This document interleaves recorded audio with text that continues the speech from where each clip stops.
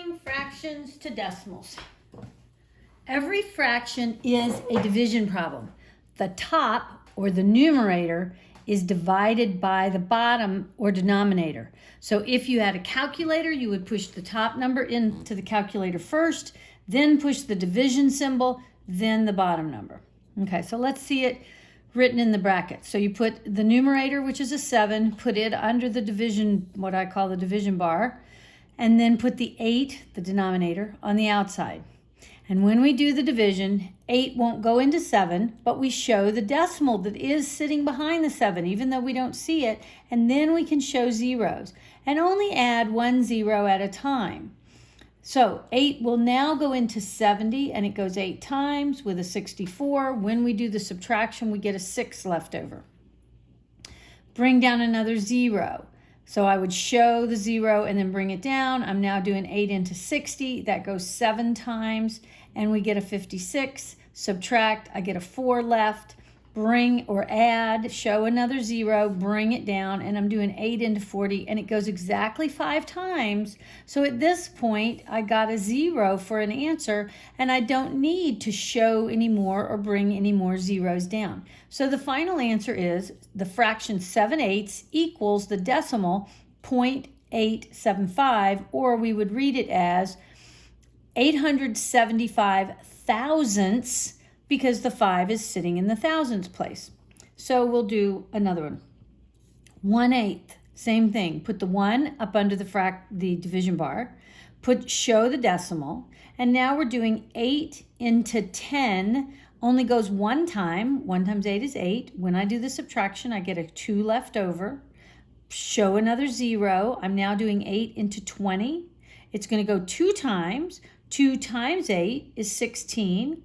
20 minus 16 is 4, and then show another 0 and bring it down. So I'm doing 8 into 40, and it goes exactly 5 times, and 40 minus 40 is 0. So we're done, and the answer would be 0.125, or we would write it in words as 125 thousandths. Then what I also want you to see is that to turn any decimal into a percent, you move the decimal place 2 places to the right, and you put on the percent sign. So this goes from being 0.125 to 12.5, but then you must put the percent sign on to take the place of the fact that you moved those decimals. Because we have 0.5, that's the same thing as 50 cents, and 50 cents is the same as a half. So we could also write this as 12.5%. Now we'll go down here to this last one, and we have 6 and 4/5. So I've got the whole number 6 and the fraction 4/5. Well, please don't forget that behind every whole number is an imaginary decimal. So we are not going to worry with the numbers that are sitting in front of the decimal. We don't have to deal with that, because that's always going to stay in front of the decimal. So now we want to just deal with the fraction like we've been doing. So I put the 4 under the bracket, put the 5 on the outside. 5 won't go into 4, but show the decimal, add a 0, put the decimal up top, and now you're doing 5 into 40. It goes exactly 8 times, so the answer that you get for the fraction is 0.8. So because we've got 0.8 and we have 6 point, we need to line up the decimals in order to add them up. So it just becomes 6.8 is the answer. Or if it was money, it's $6.80. Anytime you are dividing, it doesn't matter, even if you're getting a decimal. In fact, let me go back to this 125. When I did the division, and I did 8 into 10, and it goes 1 time with the 8 left over, with an 8, and then subtract, and I get a 2 left. If I had taken that 2 and put it over the 8, I would have simplified this fraction, 2 over 8 equals 1/4. Well, 1/4 or 1/4 is the same as 25 cents. And that's what's happening here. This fourth that we got left, this 2 that we had left over was going to, and it did, generate 2/5. And so you'll start to see where these fractions are equivalent to specific decimals over and over again. And so because we had this 2/5 here, there gives us the number of 0.125. When I move my decimal 2 places to the right in order to put the percent sign on, it becomes 12.5%. Or it could also be listed 12.5%, or also known as 12.5%. If we want to keep going, and then we need to turn decimals into fractions, here's our decimal, 927 thousandths, because the 7 is sitting in the thousandths place. You just put your number that is behind the decimal in the numerator, and whatever place the last digit was sitting in, that's what number goes on the bottom. An easy way is to count your places behind the decimal. There are 3 of them. That's how many zeros you need. So here's a number. We've got the whole number 6. That number stays as a whole number. That is not involved with the fractional portion. The other part is 278, but now this number 8 is sitting in the 10,000ths place. So you put the 278 in the numerator and you put it over the number 10,000. Again, you can go back here. How many digits are behind the decimal? It's a total of 4 digits. So we need 4 zeros in our denominator. So there's always the leading number 1. You can think about the 1 might be used in place of the decimal, and then pick up that many zeros. If we want to turn a decimal to a percent, I briefly spoke about that. We have the example of 0.75. All you need to do to turn any decimal into a percent is move the decimal point 2 places to the right and then show the decimal sign. And it's always only 2 places, and maybe you can remember that by these 2 little circles that are on either side of this slash mark.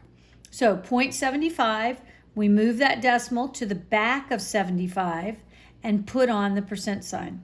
So again, we don't need to show the decimal anymore once it's behind the number if there are no more digits involved. Example though, 0.125, it's still only going to move 2 places, so that gets it to the number 12.5 and then put on the the percent sign. We've got an example of the whole number 300. This is like $300, but it's the number 300. If I want to turn it into a percent, I still must move it to the decimal 2 places. Well, I don't see a decimal, but it is sitting behind the last 0 of the number 300. So it moves 2 places, which means now it's the number 3 with a total of 4 zeros behind it, and then put on the percent sign. So this number, in fact, I should show a comma, becomes 30,000%, which is astronomical growth. If we were dealing with the stock market, we might hear of a larger percent. Then, to turn a percent into a fraction, you have the number 12%. You want to exchange the percent sign for the number 100 in the denominator. So we just take the percent sign off and put the number 100 in the denominator. So it becomes 12 over 100. And then this can be written as 3/25 after it is reduced. I divided the number 12 by 4. 4 went in there 3 times. And I divided the number 100 by 4, and I got 25. Now, the last thing I want to talk about is this chart. And I want you to do this chart by hand. It shows the fraction of 1/2. Now, this one you may know. How much is half a dollar? It's 50 cents. So you would put in there the decimal equivalent, which is 0.5 or even 0.50. Then, this is why we're used to seeing 2 digits, because then if I want to turn it into a percent, I move that decimal 2 places to the right and put on the percent sign. So right now, for the number 2/2, they've told you that that's equal to the whole number 1. So what is the decimal? We want to show the decimal. Well, there it is, the number 1 with 2 zeros behind it. And then it makes it easy for us to turn it into a percent because we move that decimal 2 places to the right and it just becomes 100%. So the number 1, the whole number 1, is always equivalent to 100%. It's the whole thing. I want you to do each of these by yourself without the use of a calculator, because once you do that, these things are going to get committed to memory. And so I just want you to remember that 1/3 is the number 1 divided by 3. So show the decimal and then do the division. 3 will go into 10 3 times. 3 times 3 is 9, and I get a 1 left over. Bring down another 0. 3 goes into 10 3 times, and it gives a 9, and subtract, and I get a 1 left over. Once you have gone 2 decimal places, I want you to take whatever your remainder is and put it back over what you were dividing by. So I want you to see that the decimal for 1/3, it is what we call a repeating decimal. If you had kept going, this would have been 0.33333. So I can put 0.33 with a bar. That signifies that digit keeps repeating. But what I'd prefer for you to use is 33 1/3. And then to turn that into a percent, it's going to become 33 1/3%. Even though you don't see it, the decimal moved to right behind the 33. It only moves 2 places, so it's right between the 3 of the 33 and then the fraction 1/3. So I want you to do each of those things by hand. Some of them you're going to get a repeating fraction, a decimal, and some of them you will end with a fractional piece, even though it will divide evenly and not be a repeating decimal. So try that.